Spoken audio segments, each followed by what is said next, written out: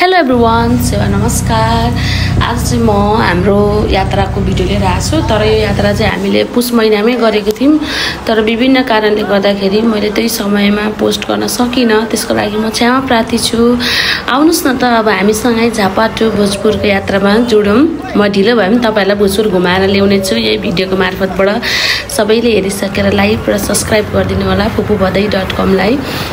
अनि हामी चाहिँ झापाबाट भोजपुर जानका लागि बिहानै उठेर हिँड्यौँ। 4 बजेको गाडी काकरभिटाबाट लिएपछि चाहिँ ठ्याक्कै भोजपुर बजारसम्म पुगिँदो रहेछ। तर यात्रा चाहिँ एकदम धेरै गाह्रो, 10 घन्टा लाग्दो रहेछ हैन। हामी त बसमा बस्दा घरिघरि सुत्दै घरिघरि उड्दै यात्रामा बाटो रमणीय गफसप गर्दै उड्दै भए पनि हामी पनि बाटो लागेका थियौँ। हामी चाहिँ भोजपुर पहिलोचोटि जानु आँटेको सबैजना, सो एकदम धेरै एक्साइटेड पनि थियौँ हैन। अनि बाटोमा गाडीले गर्दाखेरि हेजिङ पनि भइरहेको थियो। बिचमा चाहिँ खाना खान रुक्दाखेरि हामी चाहिँ गाडीले मातेर खाना खाएनौँ, चटपटे खायौँ। एकछिन रमाइलो भयो हैन। त्यसपछि फेरि हाम्रो गाडीको यात्रा सुरु भयो हैन। अनि एकदम राम्रो बाटोमा पहाडहरू, एकदम यो झापा तराईतिर बस्ने मान्छेलाई पहाड रमाइलो नै लाग्छ। तर 1-2 दिनको लागि मात्रै घुम्नु जाँदा मात्रै त्यहीँ चाहिँ बस्नु हामी सक्दैनौँ।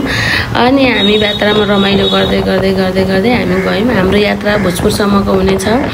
अनि भोजपुरदेखि हामी भनेको स्पेसली त्यहाँ भोजपुर मुन्दुम पदमार्ग भन्ने ठाउँमा चाहिँ हामी घुम्न जान आँटेको ट्रेकिङको लागि। अनि फाइनली हामी भोजपुर बजार आइपुग्यौँ 10-10.5 घन्टाको बसको यात्रा पछाडि। अनि बसबाट झरिसकेपछि चाहिँ हामीलाई जोस जागर चलिहाल्यो।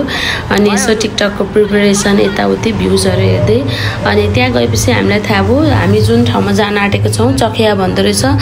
त्यो ठाउँमा जानको लागि चाहिँ लगभग हामीलाई अझै त्यहाँबाट 45 मिनट चाहिँ बसमा जानु पर्दो रहेछ। बस अथवा अटो जे पनि जाँदो रहेछ, तर 40-45 किलोमिटर लाग्दो रहेछ। फाइनली हामी पुग्यौँ चखेवा गएर हामीले सबभन्दा पहिले त हामी झापाली चिया लभर हो नि त। सो हामी सबैजनाले एकदम बाफुर्दै गरेको तातो चिया पियौँ।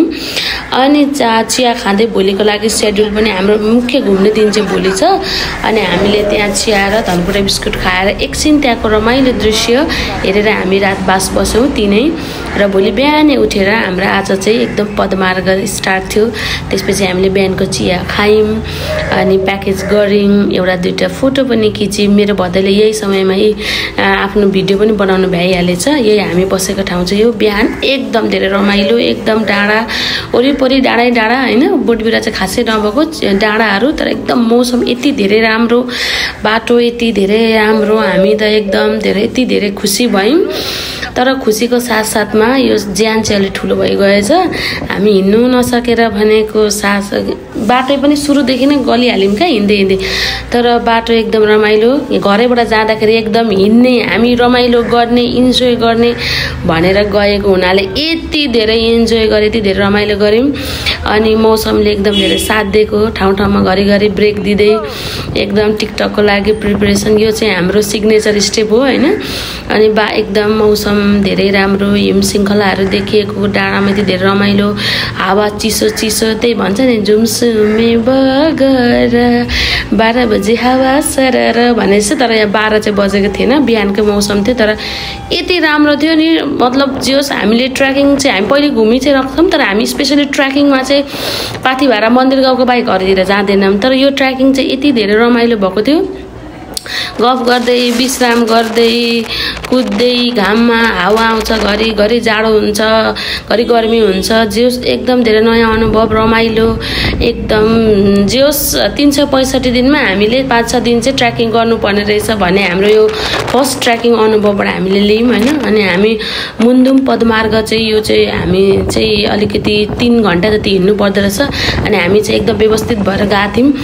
थर्मसै बोकेर चिया लिएर गएको थियौँ। बिचमा खाजा खानको लागि धेरै खानेकुराहरू पनि लिएर गएको थियौँ हैन। रमाइलो त गर्नु पर्यो नि त। 4 घन्टा त अब तराईको मान्छेलाई हिँड्नु त धेरै नै गाह्रो पर्छ हैन। सो हामी चाहिँ हिँड्दै बाटोमा भएको झरना, एकदम पानीको पाइपबाट नेचुरल पानी पिउँदै फोटो खिच्दै अनि हामी चाहिँ बाटो लाग्दैछौँ, मास्तिर चढ्दैछौँ।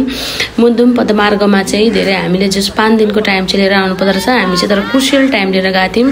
त्यही भएर एकै दिन मात्रै घुम्ने मौका पायौँ। तर यति धेरै राम्रो, यो पदमार्ग एकदम धेरै सहज सजिलो हैन। अझ अनि हाम्रो जस्तो बान्द्रे ग्याङ साथमा भएपछि त अरु के चाहियो र। अनि त्यही गफसफ गर्दै उड्दै 3.5 घण्टाको यात्रा कसरी पार गर्यौं त्यो त हामीलाई एकदम धेरै नै रमाइलो भयो हैन।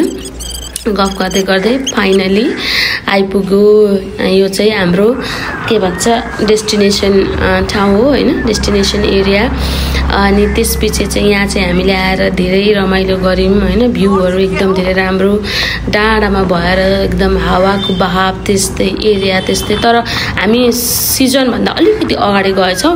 सिजन चाहिँ एक्चुअली चाहिँ यो बेलामा रहेछ हैन, वैशाखतिर चाहिँ यहाँ गुराँसहरु पनि फुल्ने हैन। हामी जाने बाटोमा चाहिँ बोटहरु चाहिँ थुप्रो थियो, तर सिजन भएको थिएन, त्यो भएर फुलेको थिएन। यति बेला जाँदाखेरि चाहिँ एकदम धेरै रमाइलो हुने रहेछ। घुम्ने हेर्ने ठाउँ चाहिँ अझै धेरै पनि छन् हैन। तर हामी चाहिँ के भन्छ एउटा निश्चित टाइम लिएर गएको भएको कारणले हामीले सिर्फ एकै एरियातिर मात्रै घुम्यौं हैन। सो त्यो कारणले हामीले एकदम सर्टेन टाइम लिएर गएको थियौं, तर एकदम धेरै रमाइलो भयो। हाम्रो 2 दिनको ट्रिप पनि यति धेरै फुल इन्जोयमेन्ट भयो हैन। त्यहाँदेखि हामीले एकछिन त्यहाँ रमाइलो गर्यौं, इन्जोय गर्यौं। लगभग यो बेलामा हामीले सायद हाम्रो कति एज हो भने पनि बिर्सिम होला क्या, हामी त्यति धेरै इन्जोय गरिरहेको थियौं हैन। यहाँसम्म जानुको लागि चाहिँ तपाईहरु अटोमा पनि जान सक्नुहुन्छ, तर अटोमा हिँडेर गए जस्तो अटोमा मजा आउँदैन। अनि हामी अब त्यहाँ गएपछि त एउटा टिकटक त बनाउनै पर्यो। टिकटकको डाइरेक्टर चाहिँ म हो हैन। साइडमा चाहिँ कहिले कहिले ननाच्ने मान्छेहरु पनि नाचिराख्नु भएको छ हैन। यही त हो लाइफ भनेको। अब कहीँ गएपछि घुम्ने, रमाउने, इन्जोय गर्ने। अबको 30 वर्ष पछाडि फर्केर यसो हेर्दा ओ माइ गॉड। अनि फाइनली हामीले लगेको खाजा चाहिँ सबै समापन गर्ने भनेर हामीले त्यहाँ अन्डा चाउचाउ सबै चिया लिएर गएको थियौं। अनि त्यसपछि हामीले त्यहाँ बसेर खाजा पनि खायौं हैन। अनि खाजा खाइसकेपछि लगभग अब हाम्रो टुरको समापन पनि हुने बेला भइसकेको थियो। अनि त्यसपछि हामी खाजा खाएर एकदम त्यहाँ एकछिन रेस्ट गर्यौं। ओर्लिनु त मन थिएन त्यहाँबाट, तर पनि 31 फिट माथिबाट ओर्लिनु पनि के भन्छ हामीलाई रमाइलो भइरहेको। फाइनली हाम्रो झापा टु भोजपुर यात्रा एकदम रमाइलो रह्यो। Thank you.